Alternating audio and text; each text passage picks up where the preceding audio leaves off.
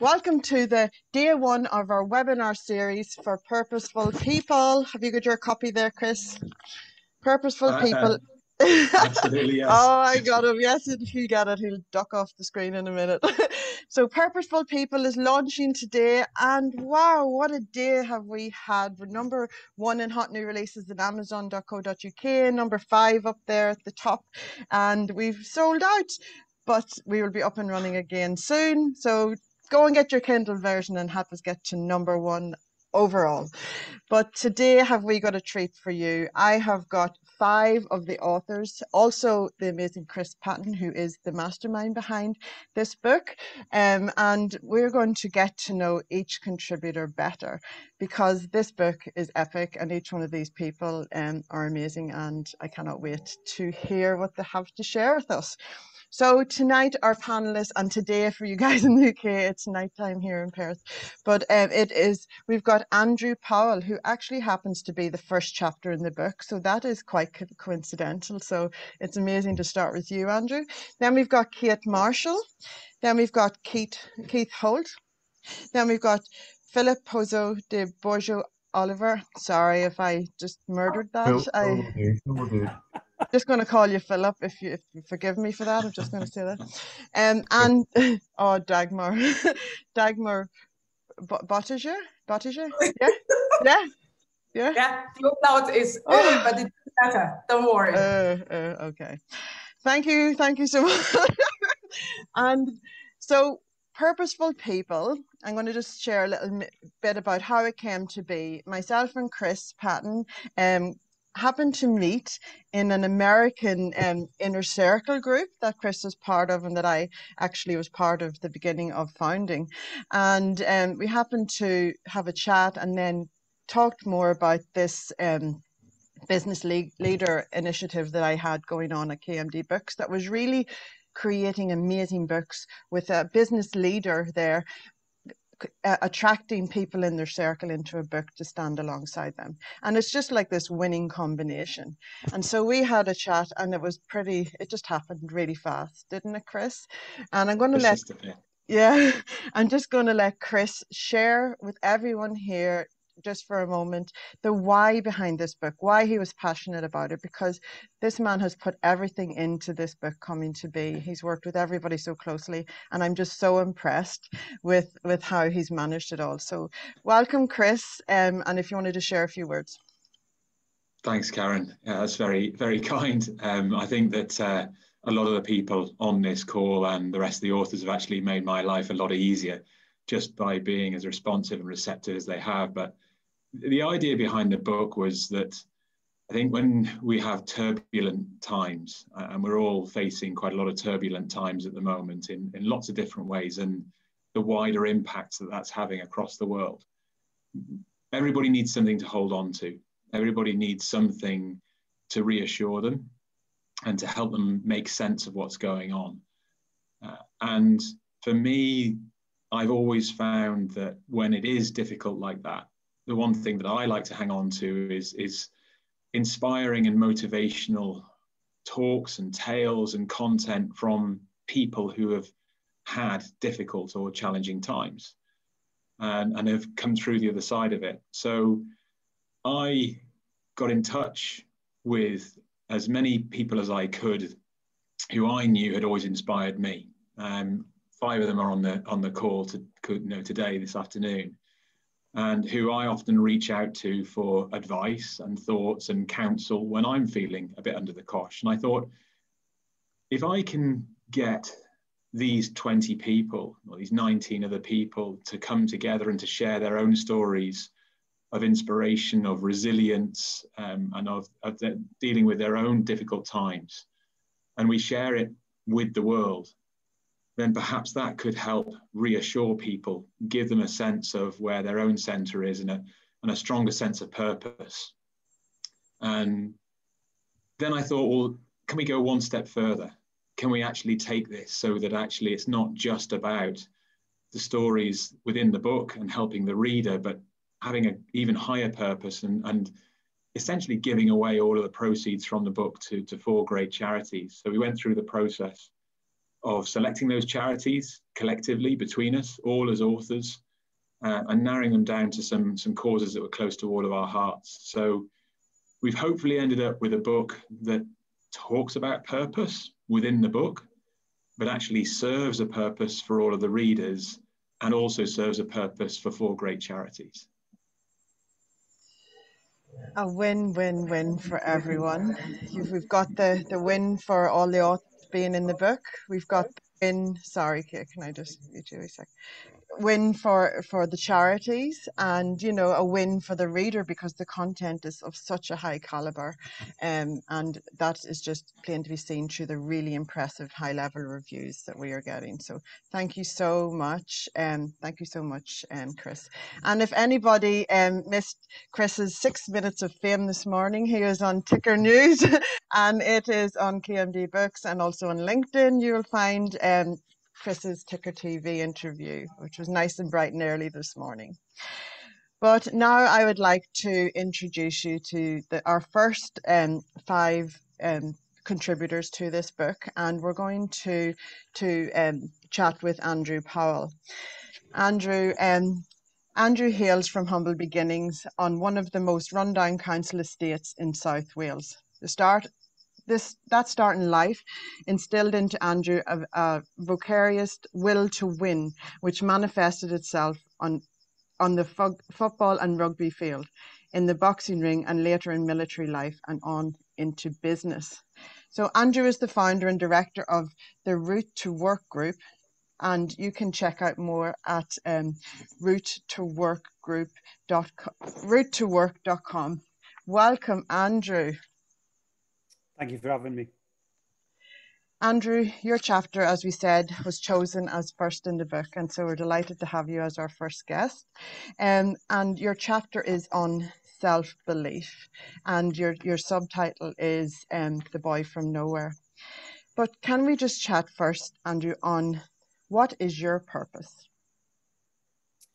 Yeah, I think I listened to Chris this morning actually on live TV because he was asked a similar question. And I think it's very difficult for somebody to just invent a purpose. I think at some point in your journey through life, your purpose becomes transparent for you. And as I've gone through both my military and my business career, I found myself more and more drawn to trying to help young, predominantly young, disadvantaged inner city talent to access education and careers of their choice, regardless of social standing, educational background, geographic location. Because when I think back to my formative years on that tough council estate and some of the choices I didn't have because my parents could never afford to educate me, and as you'll see in the book, my escape was the military. I just wish that there'd been a business like the one we've built that was available to help young talent into career-based opportunities through the provision of industry or vendor standard education, and therefore having an ability and a choice to change their lives. So my purpose really, if I leave a little bit of myself on this mortal coil when I shuffle off it, it's going to be hopefully around making a difference to millions of lives globally through education and careers. Amazing, amazing. It is very impressive what you've done, what you're doing. And those people who don't know you, I absolutely recommend that you go and check out Route to Work. Andrew, your chapter is about self-belief. Can you just share with us a little bit about your chapter, just to give us a little insight? Don't give away all the golden nuggets, you know. No, I think I'm lucky enough to hopefully never lacked too much in terms of self-belief. And I think that when you read my chapter and you understand that it was survival of the fittest for the formative years of my life, that you know, it sort of instilled in me, as you shared, Karen, a will to win, and my escape from that kind of lifestyle into the military at 16. And again, I won't share the whole story, but you know, the military just fueled that will to win and that self-belief even further. and I had a fantastic military career over an 11-year period, which took me to all corners of the globe, across several conflicts, which you can read about in the book, and then on into business. And I think there's an inordinate amount of undiscoverable talent that's out there that are sometimes conditioned by history, by family, by external influences that have them believe that they are only capable of a certain amount of things. And my chapter really is around belief in yourself, because if I had listened to half the people I've come across in my life or my career about the limitations they felt that I had or could, the things I could achieve as a leader, I wouldn't be doing what I'm doing today. So I think for me, it was really important to start, having been surprised by Chris that I was going to open the book. For me, it was about how do I create a platform for all of the amazing authors coming behind me, but start the journey for the individual on chapter 1 that says, you know, do not let anybody tell you what you are or are not capable of.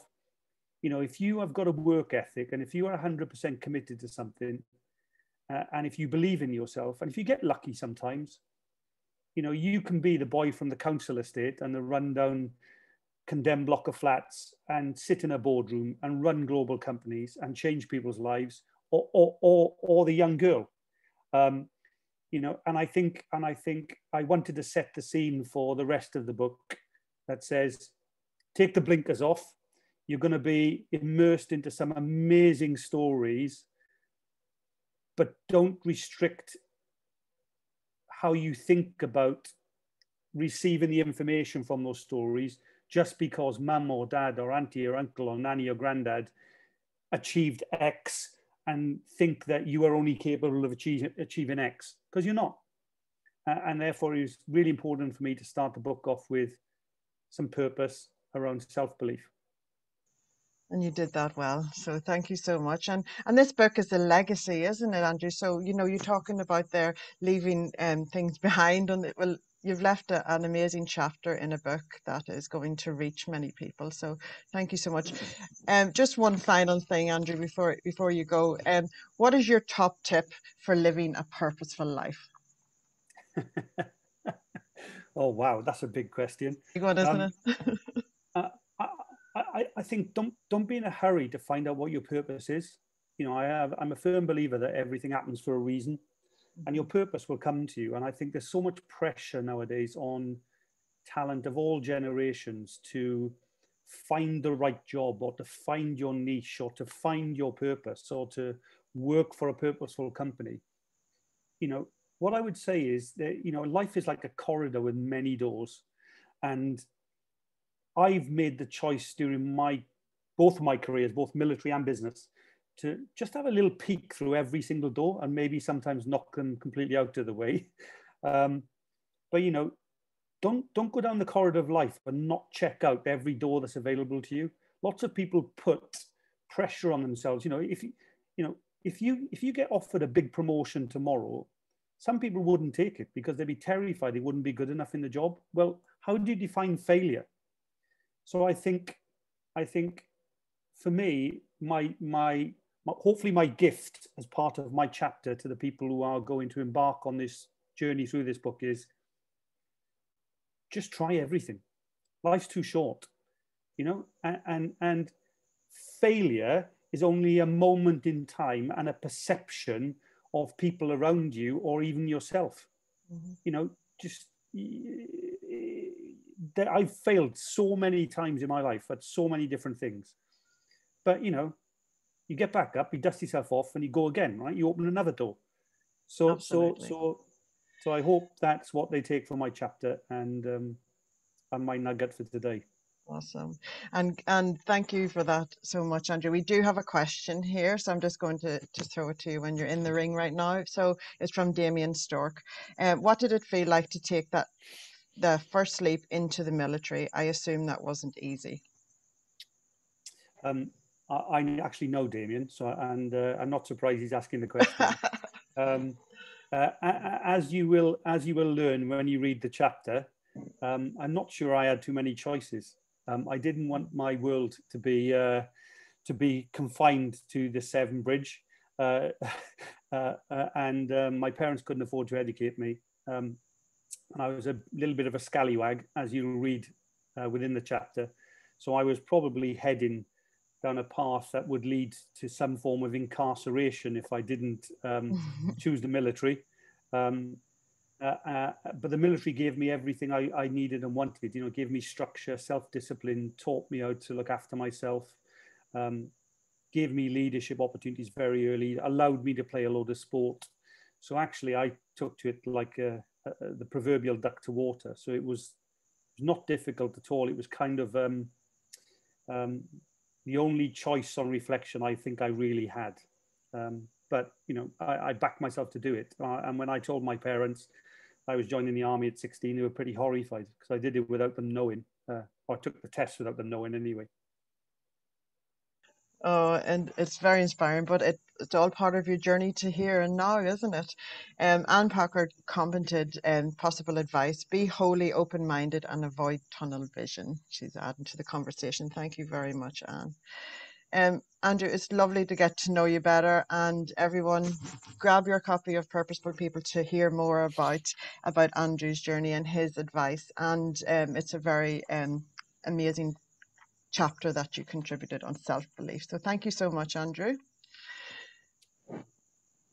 I'm going to invite Kate to join me now. Kate? Hi there. How are you? Great, thank you. It's a very exciting day for all of us. It is an exciting day, isn't it? And you are in where did you say? Hillsborough, Northern Ireland, yeah. Beautiful. I just love hearing the accent. It's just music to my ears. I'm just going to read when I talk to you. Yeah, the other side of the world, though. It's funny, isn't it? I just adore, you know, technology. It's amazing. So Kate is a highly sought after CEO, coach, mentor, author, facilitator, and speaker, working globally with individuals and organizations. After a number of years in the corporate world, working her way up to director level, she transitioned into the world of leadership development. She completed an MSc in coaching, studied neuroscience, and worked to understand how we, the human operating system, made sense of our world. So fascinating, so fascinating. And Kate, your chapter is called Head and Heart, Courageous Leadership. But before we talk about your chapter, can you share with us what purpose means to you? Yeah, very simply, and I agree totally with Andrew. I didn't even realize I didn't have a purpose until I was older in life and began to follow what really spoke to me from a point of view of left a void for me if I didn't follow it. So for purpose for me is absolutely making a positive difference to the people I encounter. So if I feel that I'm contributing, adding, offering time, love, my attention, whatever it is to people around me and can make a positive difference, then I'm fulfilling my purpose. Yeah. Sorry, I had to find my way to the mute button there. It's an inspiring purpose, but let's talk about your chapter, and it really aligns with what you do, and you can feel that in the title. So can you share with us a little bit about that without giving it all away, but letting us get to know you? Well, I suppose where I'm coming from, what I always work from, it takes courage to be true to yourself, and it takes courage to lead yourself to be the authentic version of you. And if my work with leaders over many, many years, when I ask them that question, who are you, it startles them. So we know who we are from the work we do, the roles we play, the titles we have, but actually, who are you individually? Who are you in your heart, in your soul, and how does that show up for you every day? And I've been very surprised over the years. The number of people have said to me, I have no idea who I am. I have no idea. I know what I do. I know my responsibilities, but I have no idea who I am. And actually who we are leaks is my purpose, to help people discover who they are. And we leak out in everything we do. The words we use are never an accident. Our Coincidences usually are something that I believe are brought about by the circumstances that we create for ourselves, and who we are as an individual is totally and utterly a consequence of the choices we've made all our lives. Now, people will sometimes counter back on that and say, well, there was a lot of things I had no choice. So my counter to them again is always, we may not have choice over the circumstance, but we always have choice over our response. And often we're making that response from the unconscious. So you better understand who you are, because you are unconsciously or consciously making choices all of the time. So that's really what the chapter is all about, is discovering who we are, and discovering what drives us, those inner choices. Everything is connected, realizing that while we can't control the circumstance, we can always choose our response. Yes, it is all about choice. I just have a question before I go to the tips, if that's okay, because it's an observation that I've made, and you're talking about working with leaders to help find your purpose. So do you find that many leaders have just been working and getting to a point of, you know, high level success, but have missed discovering their purpose on their journey? I have discovered that. Yes, in the past. I'm discovering it now, because the world of choosing your purpose and living purpose has become part of corporate life now. So people start to talk about that much more than they ever do. But I agree with Andrew. It's a lifelong quest. I don't think you ever wake up one day and suddenly, bang, there's your purpose. For some, that does happen. For most of us, it's a sudden or gradual realization that without this part of me working towards that part of whatever is important to me, I don't feel that I'm fully alive and open to all potential that's available to me. So it's something that's becoming more obvious in business and in organization. And I think people do get a little bit, as you said, Andrew, get a little bit frantic about what does this mean, really purpose. And my view is always, it's, if you're working on purpose, it's how it feels more than even what it is, and you can verbalize it or what it says along the way. Absolutely. And of course, if they read Purposeful People, they may get some tips and some insights that will help them find it even faster. Hey, you never know, part of the journey. Oh, wonderful. So can you share with us your top tip for living a purposeful life, Kit? Yeah, I think number one is being that, as I talk about in my chapter, is just seeking that self-awareness. I would say that I will continue to learn more about myself as I get older, as just become interested and reflect on who am I in this moment, what's happening here, what's happening internally. So that's number one, be aware of what's going on internally. Number two, start to pay attention to what makes you feel fully alive. When you're working, as I said, on something that's purposeful, it's how it feels within your system, within your body. You just feel aligned. Start to pay attention to that. Start to notice when you feel this is right, this is working for me, and I feel that I'm doing my best work.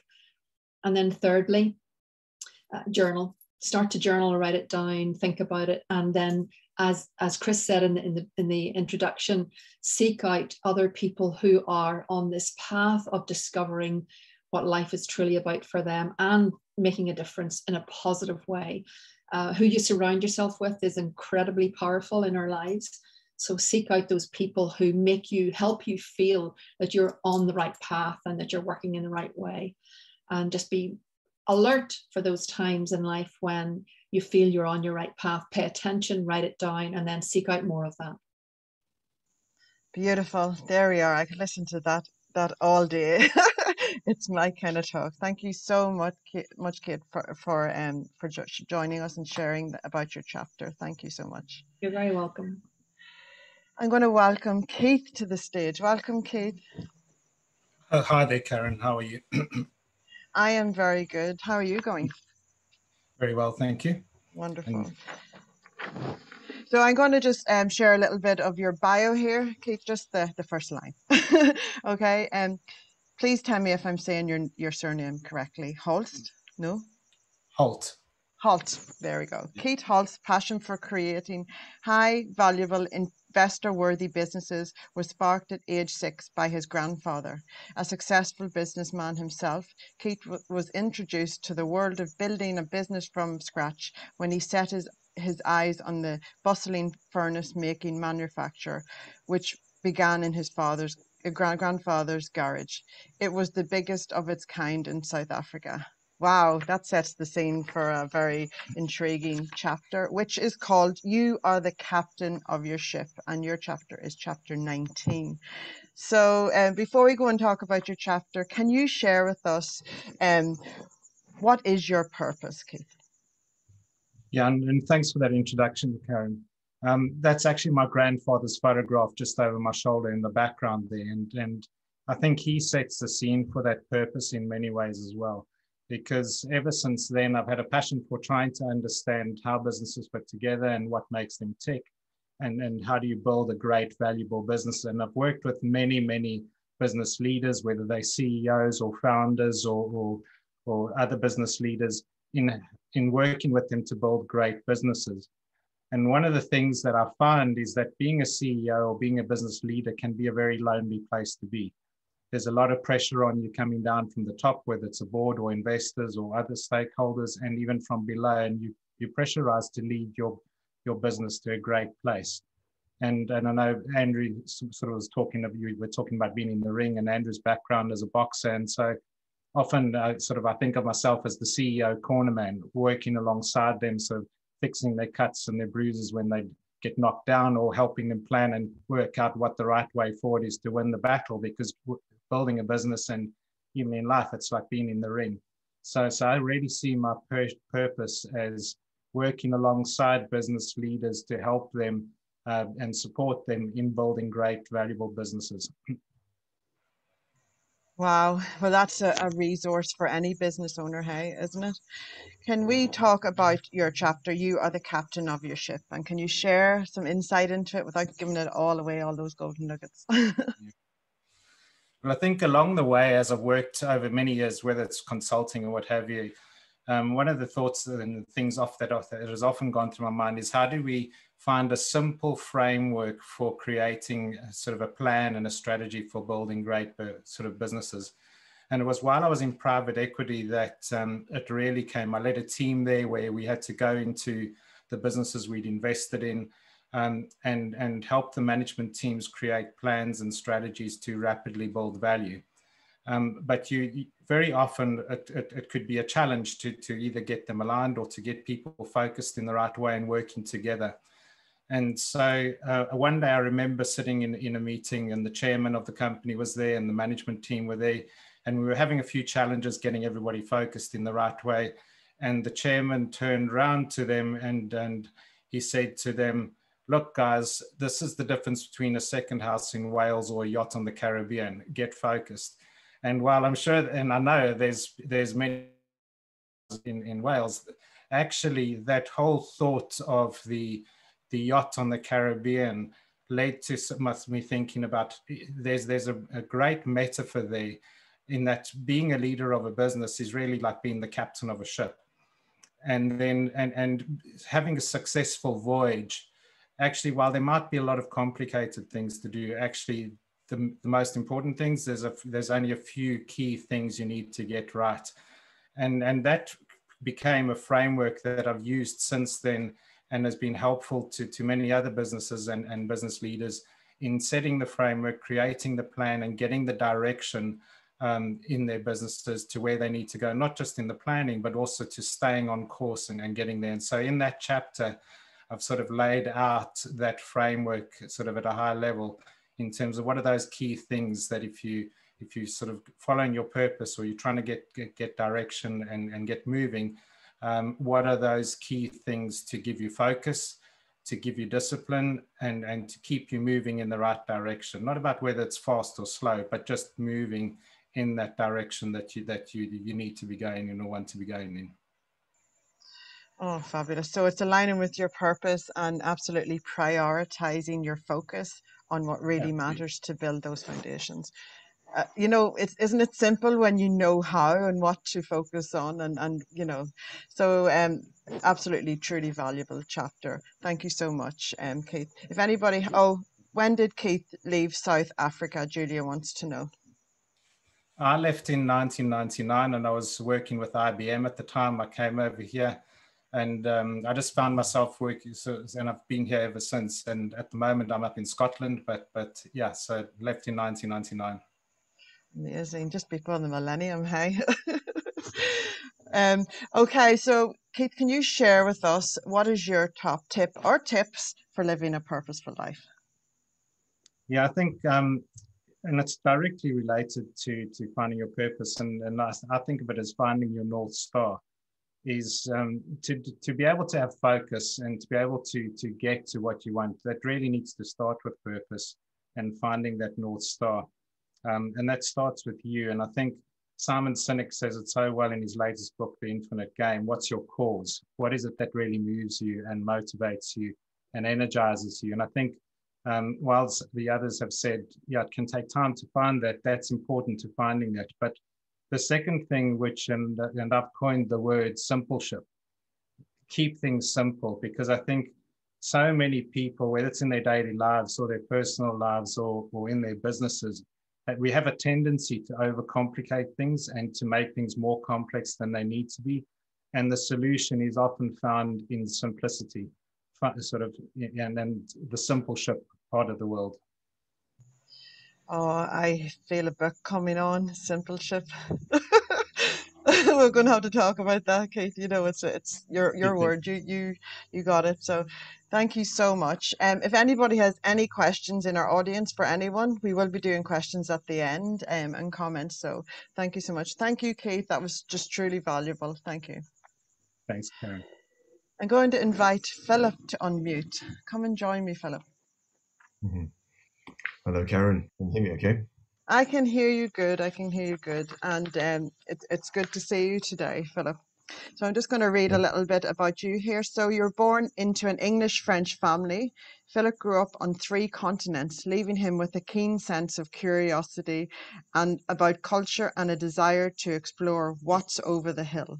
From Singapore to Cape Town and dozens of cities in between, he describes his work life as a mix of technical and creative roles with a constant theme of wanting to change and improve things woven through it all. Wow, amazing, hey?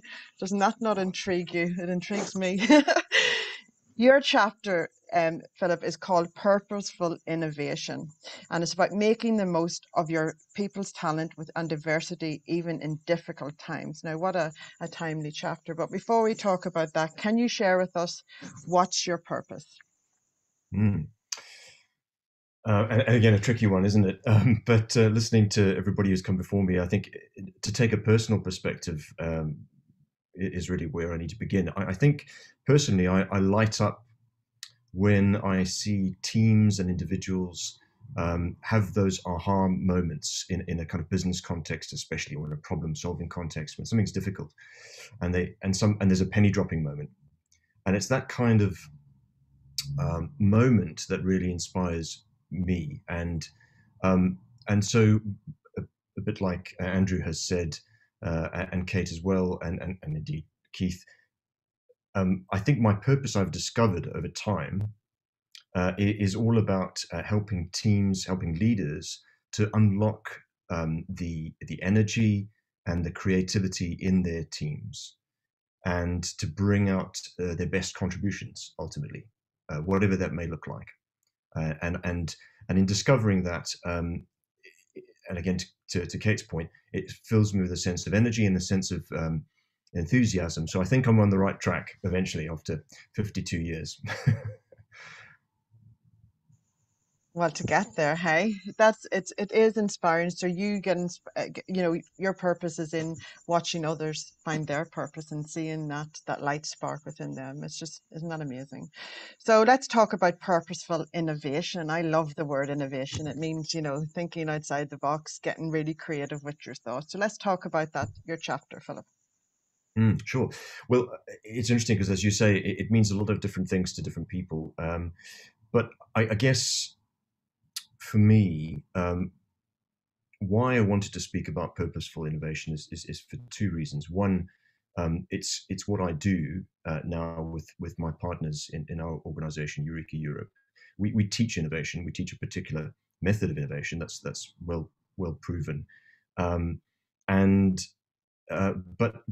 really for me it begins with my dad, who was a naval officer initially with the Royal Navy and then in the South African Navy, and I guess it because he instilled in me a sense of curiosity, that curiosity that you referred to, Karen, and a sense that it's okay to try things, and sometimes you fail, and well, sometimes you win, and sometimes you learn. I think that's the right expression here.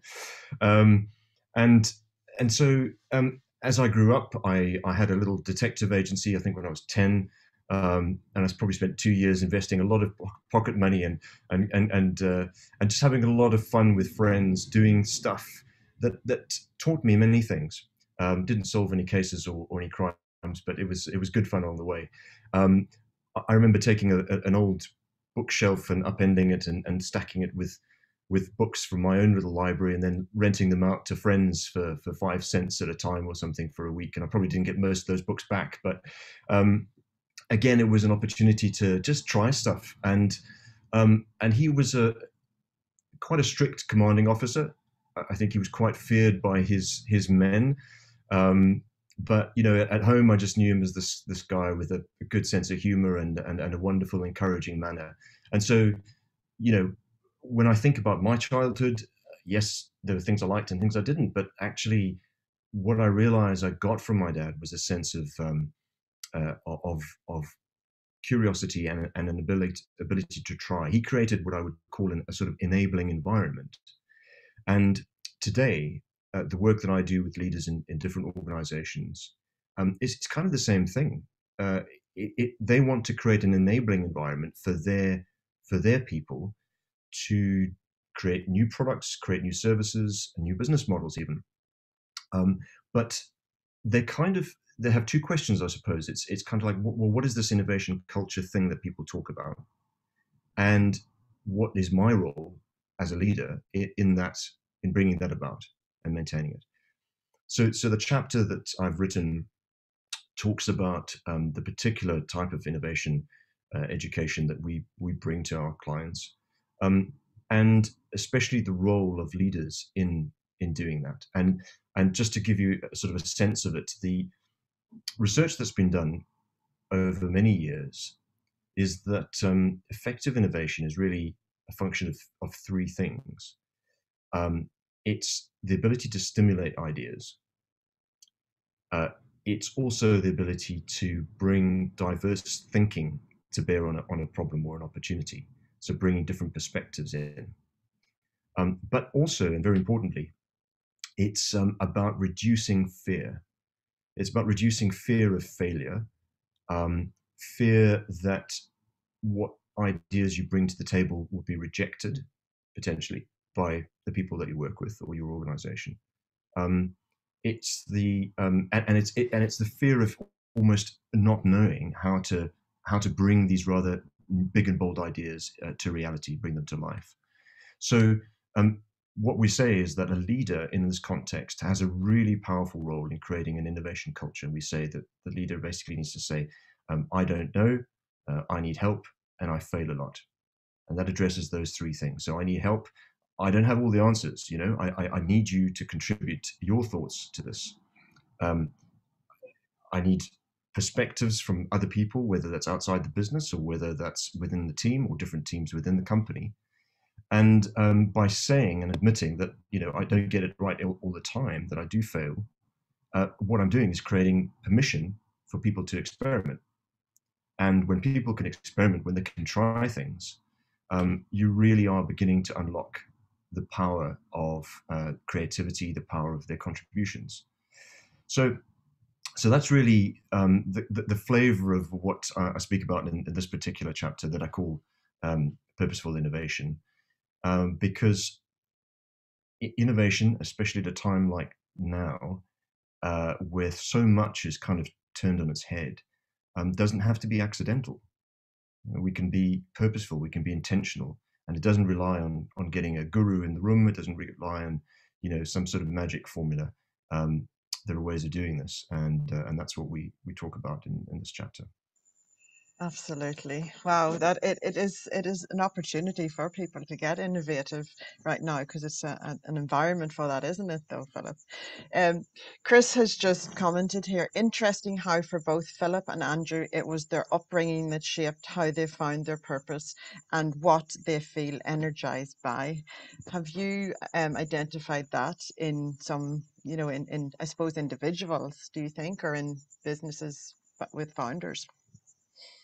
Oh yeah, absolutely. I mean, we're working with clients all the time where, recognizably the organizations that, are going to be streets ahead of their competitors in 10 years time, 5 years time even, are the ones that are led by leaders like we've heard speak before me, and indeed their clients who just, are brave enough to say, I have a vision, I have a purpose, my organization has a purpose. And I'm going to get out of people's way, and I'm going to allow them to make the contributions that they can bring. I need their perspectives. It's not all down to me. I can never have all the answers. And that takes a certain humility. It takes a certain wisdom. And I, as I put it in the book, I say that's in the deep fabric of leading. Absolutely. And I promise you, Philip has not given away all of his chapter there, even though he's covered a lot, because there's a lot in your chapter, Philip. So thank you. Just before you go, can you share with us your top tip for living a purposeful life? Well, I'll try. What I would say, what I usually come back to is begin with the end in mind, which is this good old Stephen Covey one. Begin with the end in mind. But just like we've heard today from Kate and from Andrew as well, I think that's a journey. There's no one end, and you begin with a particular end in mind, and it will change. And I really like the quote, and I'll just read it so I don't get it wrong, but from T.S. Eliot, it's one of my favorite quotes. And he says, we shall not cease from exploration, and the end of all our exploring will be to arrive where we started and know the place for the first time. And that's, to me, that's life, and that's beautiful.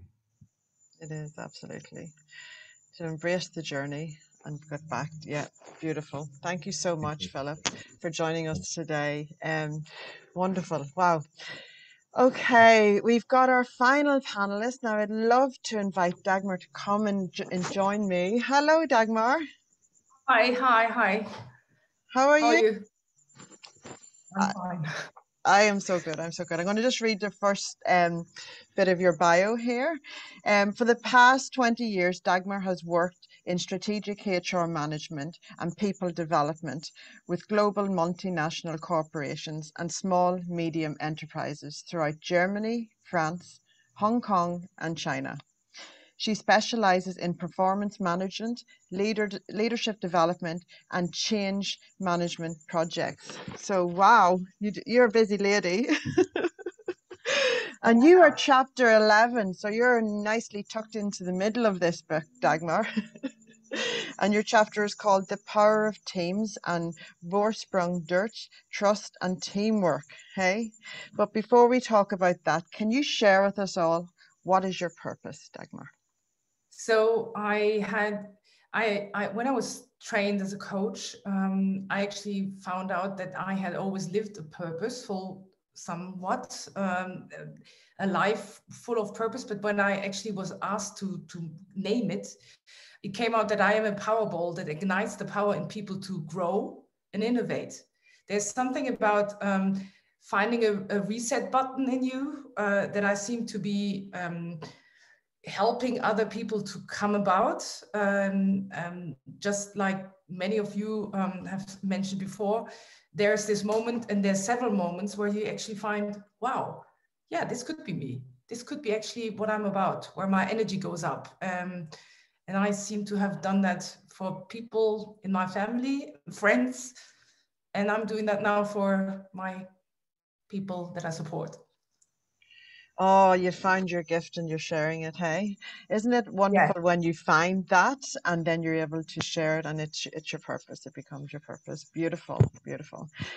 Can we talk about your chapter and what you share with us all in your chapter?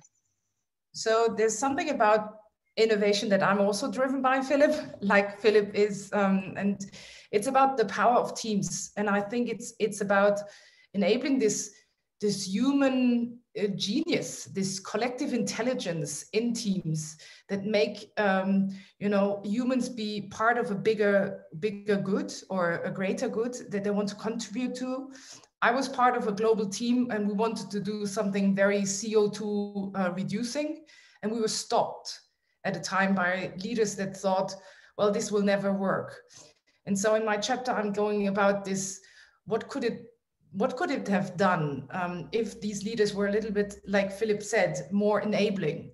What kind of skills would we have maybe got focused on so that we actually grow our human capacity, our human collective, unlock this productivity, this creative productivity, so that we will actually come about needed innovative projects. And we do need it. We have wicked problems in this world, and we do need this collective power of people to redesign, refine business, raison d'etre of business, and purpose is a North Star there for each team. And that's what I do right now. Oh, amazing. And it's like everyone in this book has come together in that energy, collectively working towards the same goal. And that's what you're speaking about there. If we all come together, like-minded, and share these things with the world. Kate, maybe I can add, I also lived a long time now in Asia for the second time, and it's amazing how these people want to make a better life for themselves and for these families and their families. And I'm just so thrilled to be able to bring this now to Europe again and see how we can actually also help our world to reignite a spirit of renewal. And COVID has shown us there's so many possibilities where we can do this.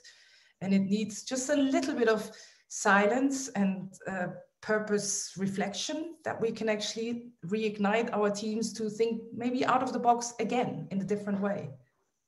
Oh, I see how passionate you are about that. I see the spark flying there, and I love it. I love it, and it does take people like you to create that bridge, to have these conversations so that we're aware of it, because sometimes we're not. So thank you. But Kate has a comment here, and I just want to share with you. Help then feel they are valued, they belong, and are loved. That gives them a firm foundation to explore the best in life, and if they fail, they are still valued. They still belong and they are loved. There we go.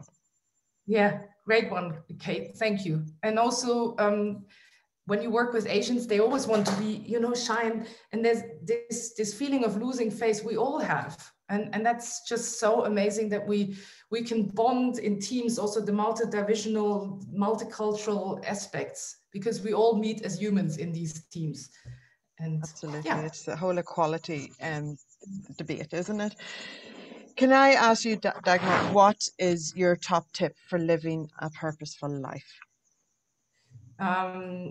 You can lose it, and you can lose, the trust in this energy that comes out from the purpose. But when you concentrate again and get back to why you do this, what you do, you actually get re-energized and can go over difficult moments and tough moments.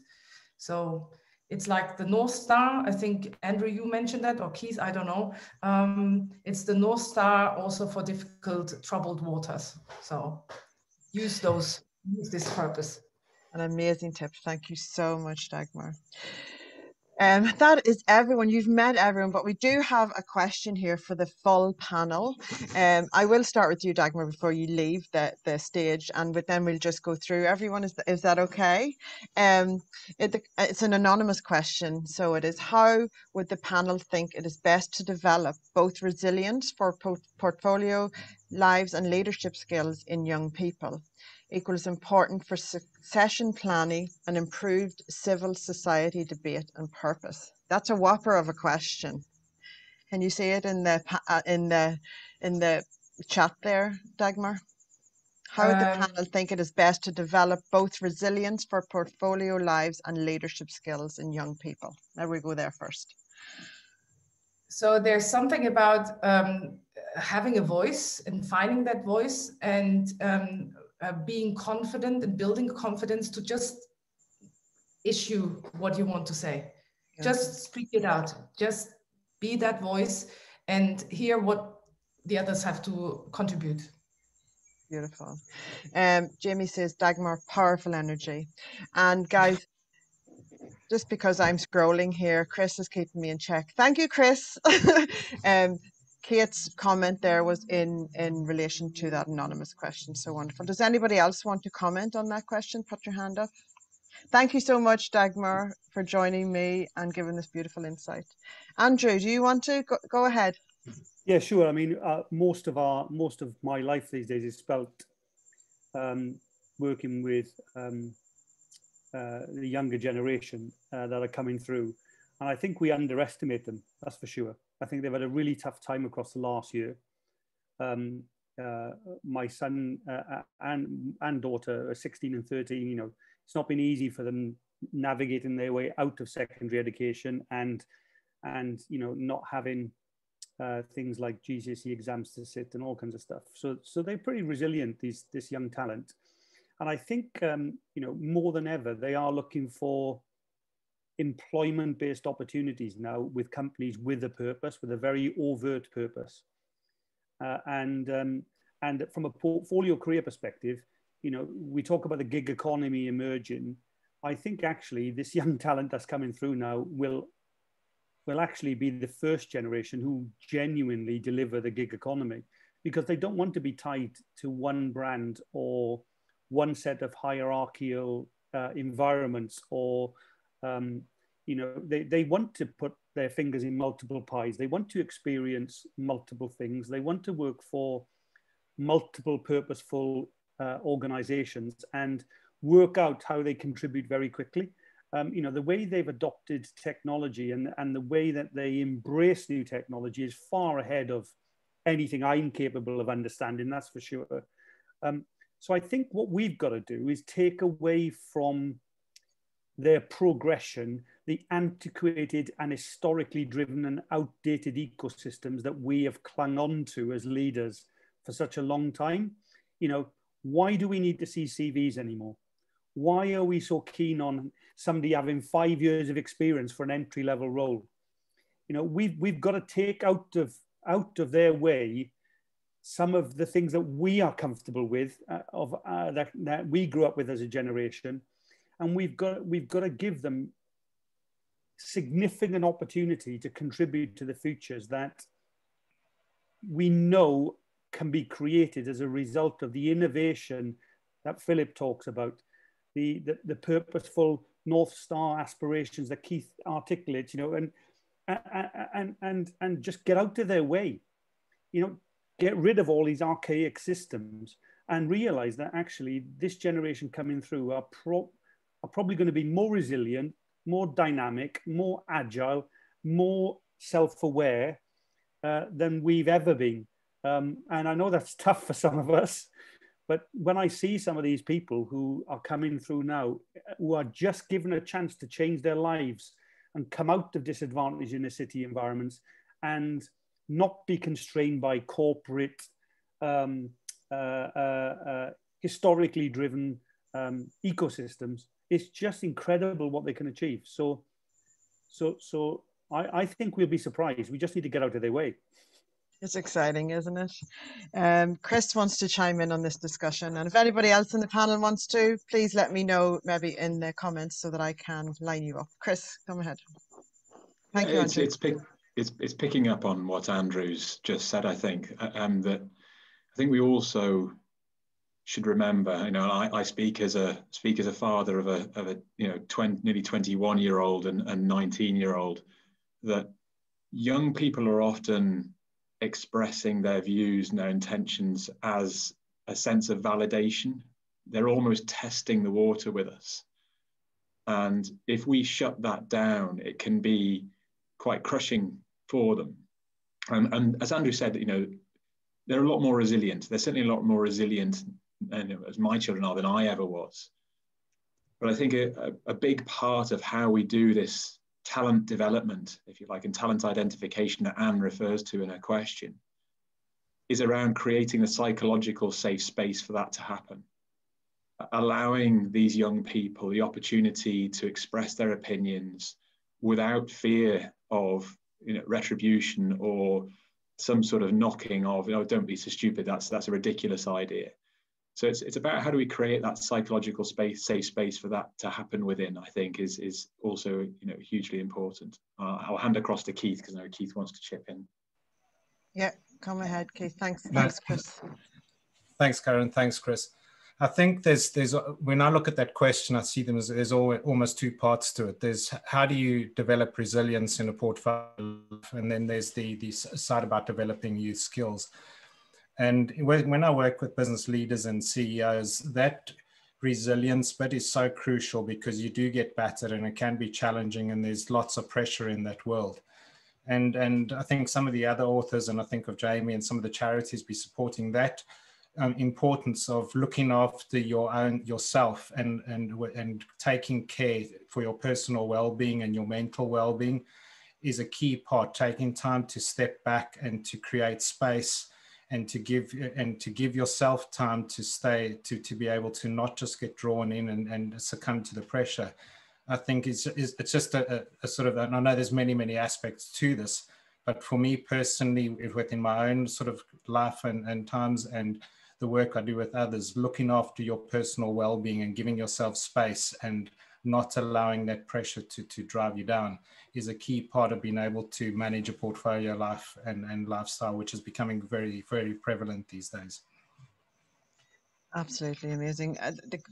The comments on that question are, I hope that everyone, that's just so much value and absolutely aligned with Purposeful People, the theme. Amazing. Thank you so much, Keith and Chris. And Andrew, does anybody else want to chime in on that? Kate, you already have done, and Philip, no, grand. Thanks for the question, Anne. My 18-year-old daughter is working in agriculture right now. She's amazing. Say amazing. There's amazing comments coming in here. Anne says, value of mentoring young people, ? Being involved in 2 universities and 1 women in agricultural schemes.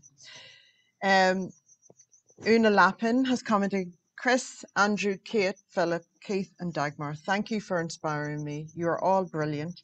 I have really enjoyed this session. I need to get back to my day job. And Karen, thanks to you too. No worries, Una. See, that's the kind of effect we want to have. And this, guys, is our first 5 contributors from this book. It's like, wow. And you also get the bonus of Chris every night. Isn't that wonderful?